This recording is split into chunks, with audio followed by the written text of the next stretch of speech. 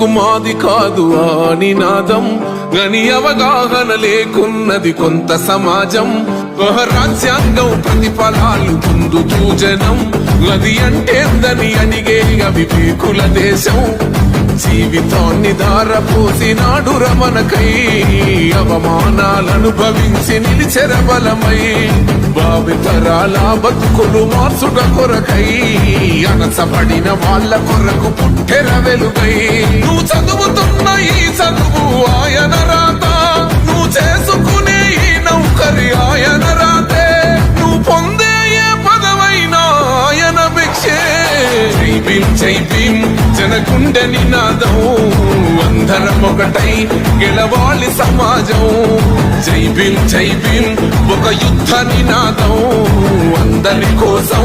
గది పోరు ప్రవాహం